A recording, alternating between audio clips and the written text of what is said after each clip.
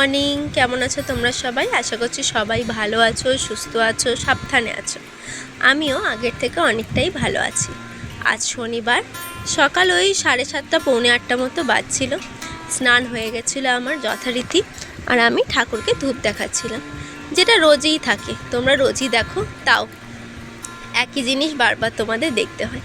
কিন্তু আমার মনে হয় আসলে ঠাকুরকে ধূপ দেখানো বা ঠাকুরের সামনে দাঁড়ানোটা যেহেতু একটু পজিটিভ মনে হয়, সবসময় ইতিবাচক, সেজন্য তোমাদের সাথে প্রত্যেক সময়তেই আমি শেয়ার করি, যাতে তোমাদেরও সবসময় পজিটিভ জিনিসটা তোমরা দেখতে পাও। তারপরে ঠাকুরকে ধূপ টুপ দেখিয়ে আমি রেডি হওয়ার দিকে যাচ্ছিলাম, অফিস তো যেতে হবে সেই জন্য। আর এতদিন আমি উবের করে, মানে উবের 4 চাকা যেটা গাড়ি করেই যাচ্ছিলাম, কিন্তু আমার সেদিনকে কথা ছিল যে আমি বাইকে যাব।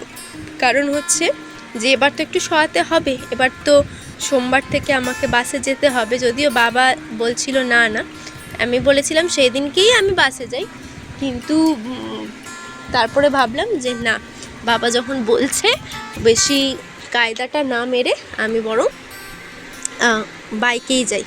তো এই দেখো এখানে খেতে বসেছি, আর খাবারে ছিল জল ঢালা ভাত আর আলু ভাতে। আমি গরমে না অন্য কিচ্ছু সকালবেলা খেয়ে যেতে আমার ভালোই লাগছে না। তো যা খাওয়া দাওয়া হচ্ছে সব রাত্রে, মানে ধরো ভাত, মাছের ঝোল বলো, ডিমের ঝোল বলো, বা মাংস বলো, যাই বলো, মাংস তো খাওয়াই হচ্ছে না, যেটুখানি হচ্ছে সেটা রাত্রে। সকালবেলা একদম হালকা খাবার। তো এই যে খাওয়া দাওয়া করে এবার বসে গেছি রেডি হতে। আর রেডি হতে হতে না আমার মাথায় কি এসছে জানো? আমার মাথায় এসছে যে এখন স্কুলগুলো সব ছুটি করে দিয়েছে, কারণ হচ্ছে এই গরমের জন্য। গরমে বাচ্চারা সত্যি কষ্ট পাবে না? এত গরমটা নেওয়াটা সম্ভব নয় তো। তো আমি মাকে এটাই বলছিলাম যে মা, আমি আরেকবার একটু স্কুলে ভর্তি হয়ে যাব প্লিজ। আমি ভালো করে পড়াশোনা করবো, আরও মন দিয়ে পড়াশোনা করব, কিন্তু আমি আরেকবার ভর্তি হয়ে যাই, কি সুন্দর ছুটি থাকবে এখন। এই সব আজব আজব চিন্তাধারা আর কি। আসলে জানো তো, আমাদের শৈশবটাকে কে লোভ দেখায়? লোভ জিনিসটা বড় খারাপ। এই যে বলে লোভে পাপ পাপে মৃত্যু, আসলে সেটাই।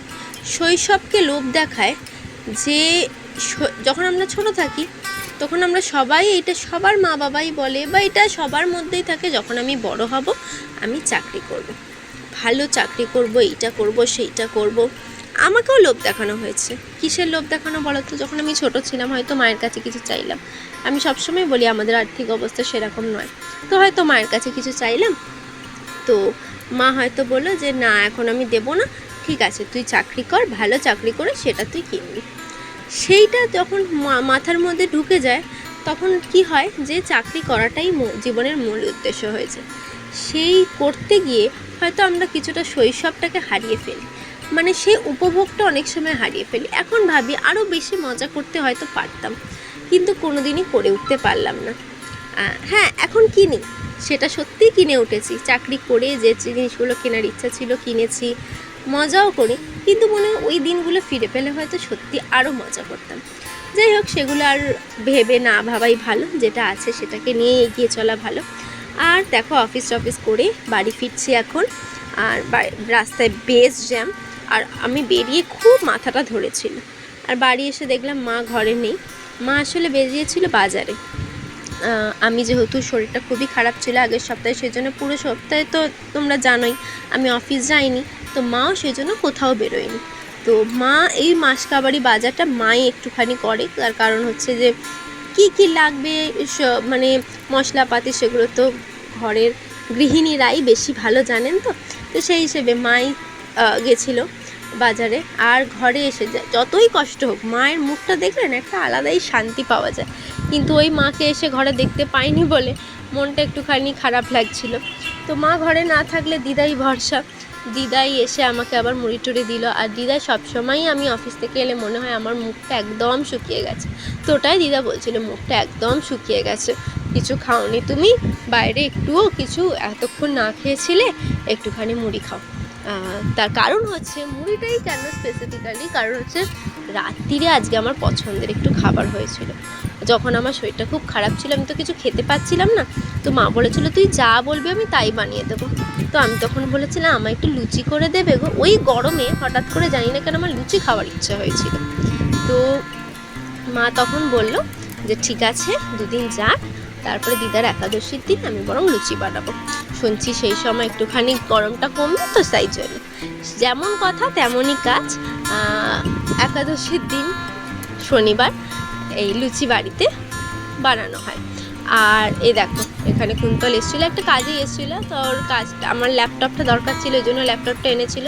কাজটা হয়ে যেতে আমি সিনেমা দেখতে বসছিলাম। আমার মাথা ব্যথা তখন উড়ে গেছে। আর তোমরা দেখতেই পেয়েছো ভিডিও চলতে হঠাৎ করে লাইটটা অফ হয়ে গেল, তার কারণ হচ্ছে খুব মাথা ব্যথা হচ্ছিলো বলে দিদা লাইটটা অফ করে দিয়েছিল যাতে যন্ত্রণাটা একটু কম থাকে। আর এই দেখো আমি দেখছিলাম 3 ইডিয়টস। একই দেখা সিনেমা আমার 10 বার দেখতে খুবই ভালো লাগে। আর 3 ইডিয়টস একটা আলাদা ইমোশন।